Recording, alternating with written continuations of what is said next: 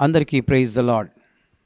తిరిగి ఆత్మీయ ఆహారాన్ని మీకు అందించాలని ఆశపడుతూ నేను చెప్పబోయే మాటలను మీరు ధ్యానించాలని, వినాలని ప్రభు పేరట మనవి చేయుచున్నాను. దేవుని ప్రజల భారమును చూచి సహాయము చేసే వ్యక్తి మోషే.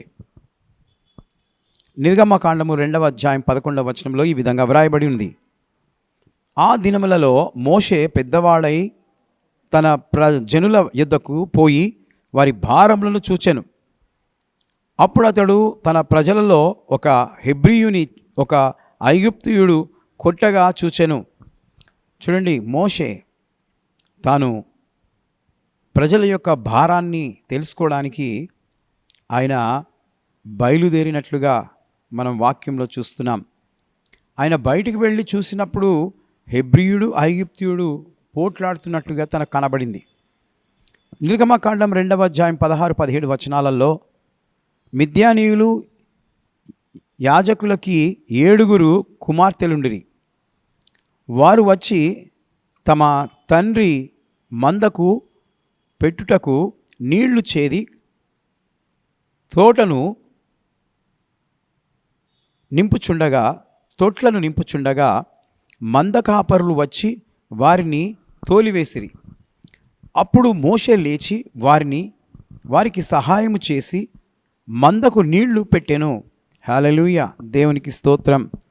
మరి మిద్యానీయులు తొట్లలో నీళ్లు నింపుకుంటూ వారు కాపురాలుగా ఉంటూ మందను మేపుతూ ఉండగా నీళ్లు నింపనివ్వకుండా తోలివేస్తూ ఉన్నారు. అప్పుడు మోషే లేచి వారికి సహాయం చేసినట్లుగా వాక్యంలో మనం చూస్తున్నాం. సహోదరి సహోదరుడా, మోషే ప్రజల యొక్క భారమును చూచి, బాధను చూచి, కష్టాన్ని చూచి, వారి నిట్టూర్పులు చూచి సహాయము చేసి గొప్ప మనస్సు కలిగిన సేవకుడు.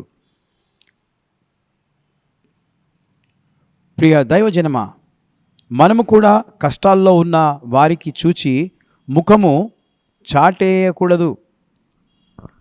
బైబిల్లో అన్నట్టు నిన్ను వలె నీ పొరుగు వారిని ప్రేమించుమని వాక్యము మనకు బోధిస్తుంది. గనుక సహాయం చేసే మనస్సుతో నీవు ఉండాలి. ఈరోజు ఉంటున్నావా? ఒకవేళ లేకపోతే నీవు సహాయకురాలుగా ఉండాలని ఈ మాటలు చెప్తూ ముగిస్తున్నాను. దేవుడి మాటలు దీవించి ఆశీర్వదించును గాక. May God bless you.